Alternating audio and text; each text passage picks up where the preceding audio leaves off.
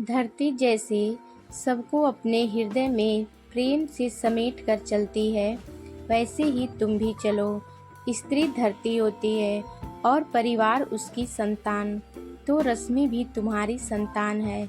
धरती किसी संतान की उपेक्षा नहीं करती, उसे बेसहारा नहीं छोड़ती, तो तुम रश्मि की अवहेलना कैसे कर सकती हो? इसलिए कह रही हूँ, धरती बनो। धरती।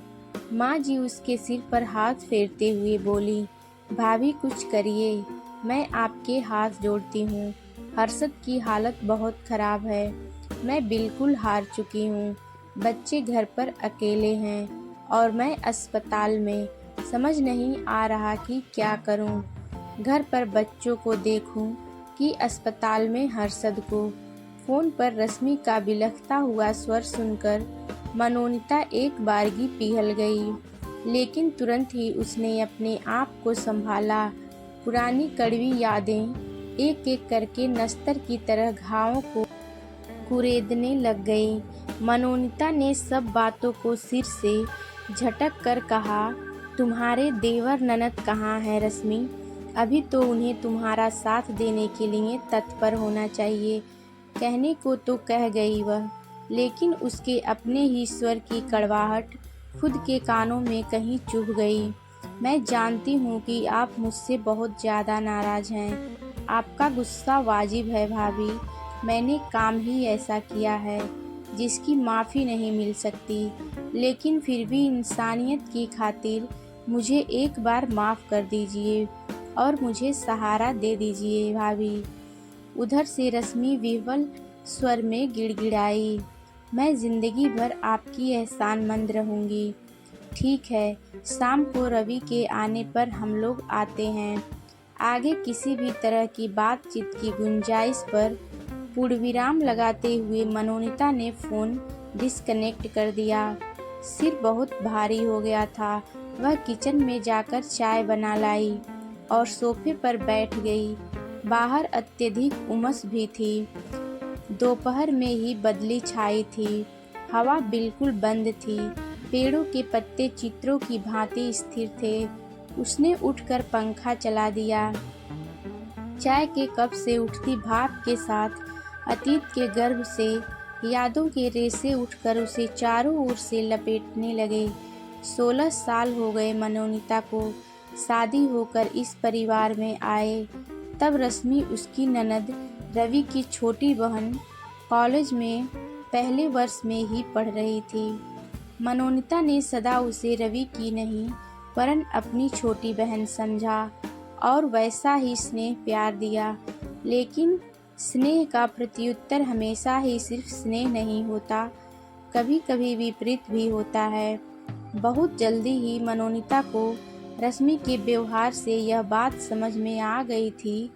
उसने चुपचाप अपने स्नेह के धागों को एक एक कर समेट लिया और बस अपना कर्तव्य अपने घर परिवार के प्रति पूरी निष्ठा से निभाती रही। मनोनीता अपनी दाम्पत्य राह पर शांति से चल रही थी, मगर रश्मि को वो भी मंजूर नहीं था।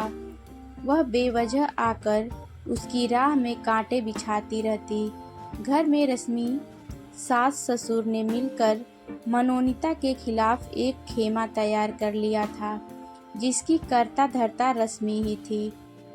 वहीं जब तब सास ससुर को मनोनीता के खिलाफ भड़काती रहती।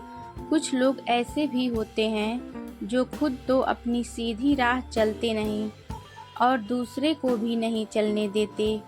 6 बरस बाद जब रश्मि की शादी हो गई, तब मनोनीता को थोड़ा चैन मिला, नहीं तो हर दिन नया नाटक होता रहता था।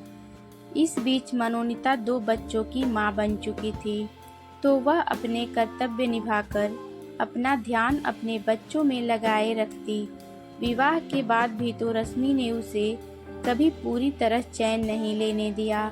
कभी भी आ धमकती और कलह के बीज बोकर चली जाती।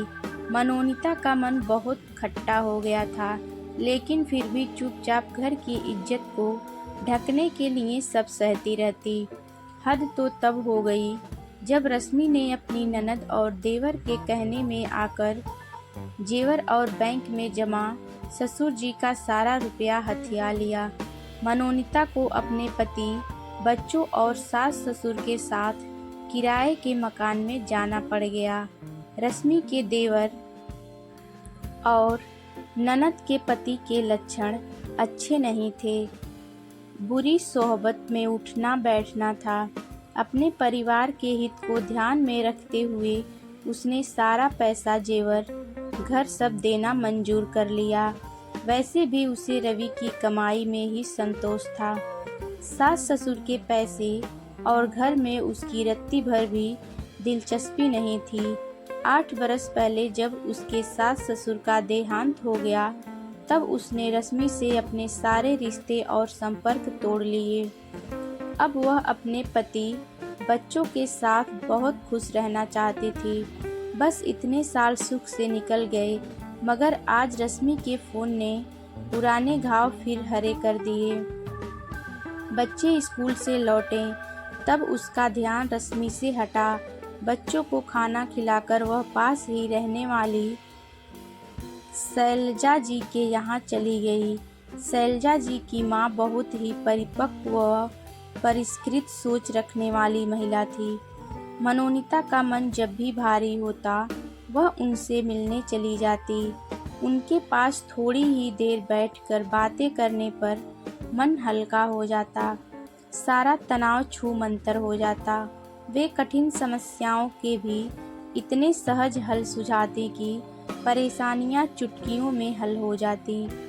आज भी उसका मन विचलित था। वर्तमान की रश्मि का विह्वल स्वर सुनकर उसके संस्कार और मन उसे रश्मि की मदद करने को कह रहे थे, तो वहीं अतीत की रश्मि को याद करके उसका दिमाग उसे रश्मि से कोई सरोकार न रखने की चेतावनी दे रहे थे। दिलो दिमाग की इसी जंग से परेशान होकर वह माँ जी से मिलने चली गई। अब माँ जी ही उसे भावनाओं के भंवर से बाहर निकाल सकती हैं। माँ जी उसे देखते ही बहुत खुश हो गईं। बड़े प्यार से उन्होंने उसे बिठाया। उनका स्नेह पाते ही उसकी आंखें भीग गई। उसने सारी बातें माँ जी को कह सुनाई और अपने दिलो दिमाग की लड़ाई भी। माँ जी धैर्य से सारी बातें सुनती रहीं। जब मनोनीता की बात पूरी हो गई तो बड़े परिपक्व ढंग से उन्होंने उसे समझाना शुरू किया। धरती अपने सीने पर सबका बोझ सहती है, हर अत्याचार सहती है, लेकिन फिर भी किसी को दुत्कारती नहीं है। चींटी से लेकर हाथी तब सब जीवों को आश्रय देती है, पोषण देती है। आज तक पापी से घोर पापी मनुष्य तक को धरती ने कभी ये नहीं कहा कि मुझसे दूर हो जाओ, मैं तुम्हारा बोझ नहीं सह सकती। इतनी विशाल हृदय है धरती की, इतनी महत्तम है। उसका महत्व ऐसा है कि कोई भी जीव धरती के बिना अपने अस्तित्व की कल्पना ही नहीं कर सकता। धरती बनो धरती, मगर कैसे? रश्मि ने मुझे इतना अधिक परेशान किया है, इतना मानसिक संत्रांश दिया है कि मेरा मन तैयार ही नहीं हो रहा है अस्पताल जाकर उसे सहारा देने का। मनोनीता ऊहापोह भरे स्वर में बोली। धरती जैसे सबको अपने हृदय में प्रेम से समेट कर चलती है, वैसे ही तुम भी चलो। स्त्री धरती होती है और परिवार उसकी संतान, तो रश्मि भी तुम्हारी संतान है। धरती किसी संतान की उपेक्षा नहीं करती, उसे बेसहारा नहीं छोड़ती, तो तुम रश्मि की अवहेलना कैसे कर सकती हो? इसलिए कह रही हूँ, धरती बनो धरती। माँ जी उसके सिर पर हाथ फेरते हुए बोली। मनोनीता उन्हें प्रणाम करके घर आ गई। बदली छट चुकी थी, धीमी धीमी हवा चल रही थी। घर आकर उसने रवि को फोन लगाया और सारी बातों की जानकारी देकर जल्दी घर आने को कहा। रवि घर आ गए तो मनोनीता ने दोनों बच्चों को सब कुछ समझाया और रवि के साथ अस्पताल चली गई। रश्मि उन्हें देखते ही फूट फूट कर रोने लगी और बार बार अपने किए की माफ़ी मांगती रही। मनोनीता ने उसे तसल्ली दी। हर्षद का एक्सीडेंट हुआ था।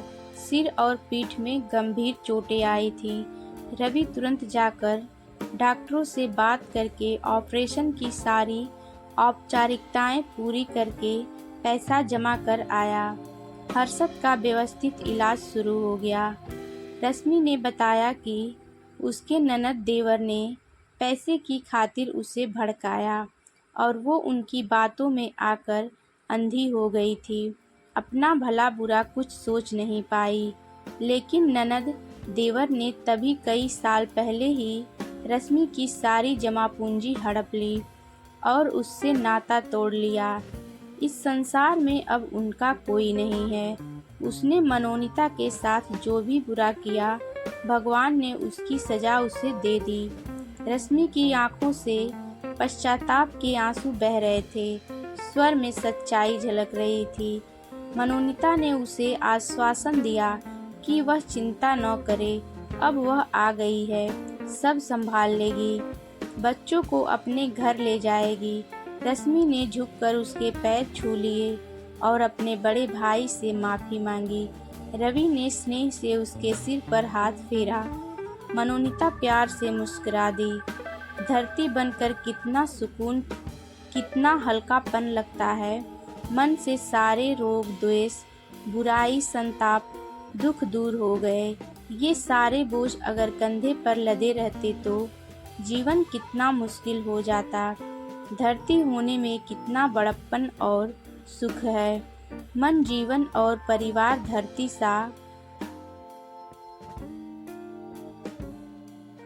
हरियाली और खुशहाल हो गया।